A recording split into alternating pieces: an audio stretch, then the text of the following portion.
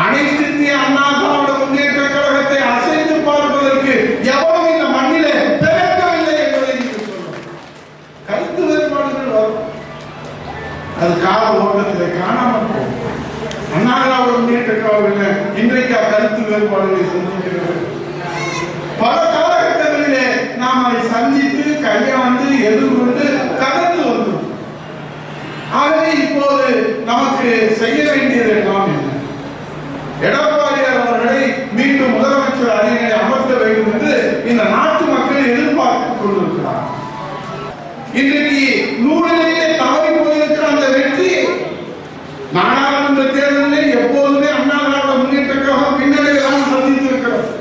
அதைத்தான் இங்கே பேசியவர்கள் எல்லோரும் சொன்னார்கள்.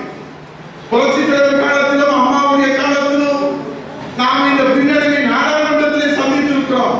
புரட்சித் தலைவர் எடப்பாடியார் காலத்திலே கூட 2019 நாம் நாடாளுமன்றத்தை சந்தித்த போது பின்னடைவை சந்தித்திருக்கிறோம்.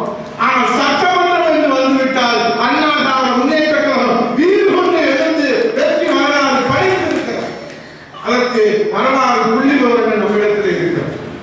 ஆகவே அதை நீங்கள் மனதிலே நிறுத்திக் கொண்டு மக்கள் அண்ணா திராவிட முன்னேற்ற கழகத்தை விரும்புகிறார். புரட்சி தலைவர் எடப்பாடியார் அவர்களை விரும்புகிறார். அம்மா ஆட்சி, புரட்சி தலைவர் ஆட்சி மலர வேண்டும் என்று விரும்புகிறார். ஆகவே அதற்கான களப்படி நீங்கள் ஆற்றுங்கள். அதில் முதல் செய்தியாக 234 தொகுதிகளுக்கு மிக விரைவாக நம்முடைய புரட்சி தலைவர் எடப்பாடியார் அவர்கள் வரலாற்று வெற்றியை கழகத்திற்கு பெற்றுத் தருவதற்காக, புரட்சி தலைவர் எடப்பாடியாருடைய தலைமையிலே அம்மா ஆட்சி மலர்வதற்காக, புரட்சி தலைவர் எடப்பாடியாருடைய தலைமையிலே நம்முடைய புரட்சி தலைவர் எடப்பாடியார் மீண்டும் முதலமைச்சராக அந்த நாள் நமக்கு வெகு தொலைவிலே இல்லை.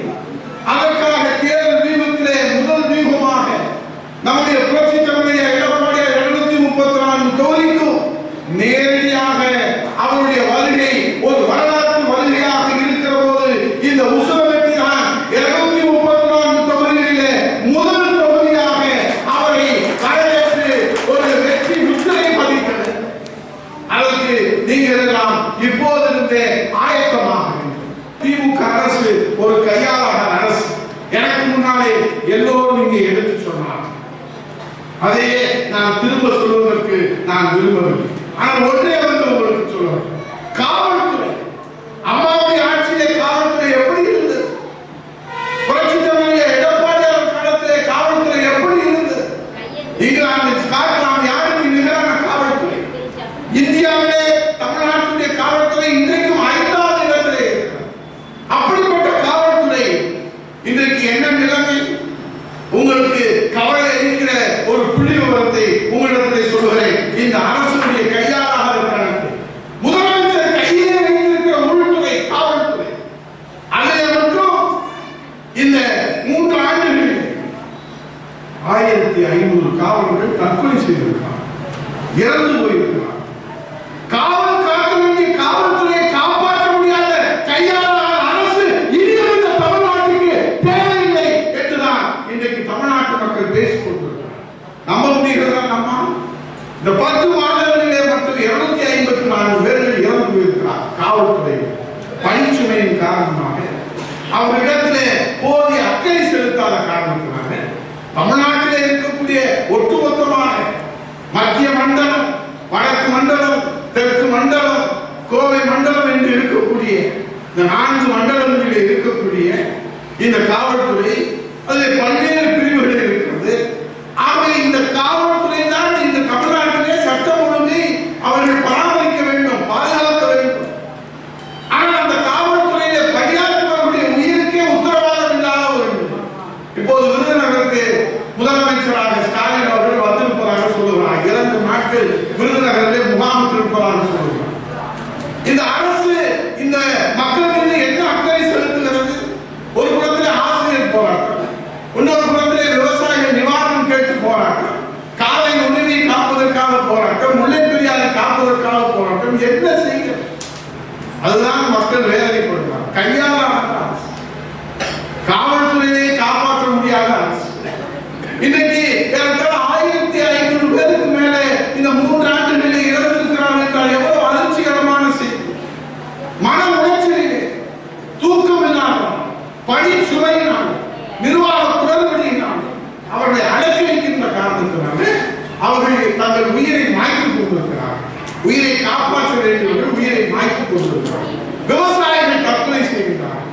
மாணவர்கள் போதைப் பொருள் அடிமையிலே இன்றைக்கு சின்னாபின்னமாகி மாணவ சமுதாயம் இளைய சமுதாயம் சீரழித்து போயிருக்கிறது.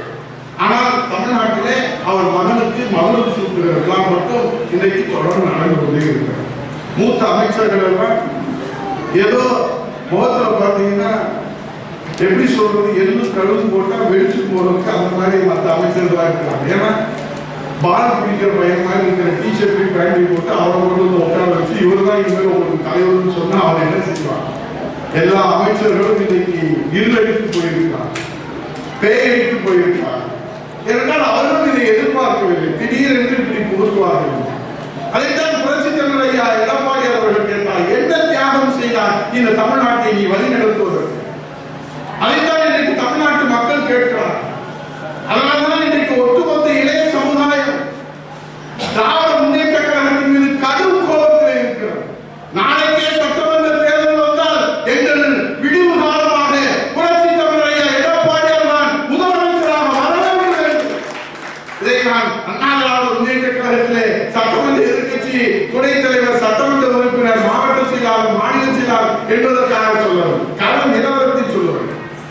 நாம் பார்த்தோமே மாநாட்டை, எப்படி இளைஞர்கள் இங்கே சொல்கிறார்கள் இளைஞர்களுக்கு இவர்தான் வழிநடத்த போகிறார் என்று.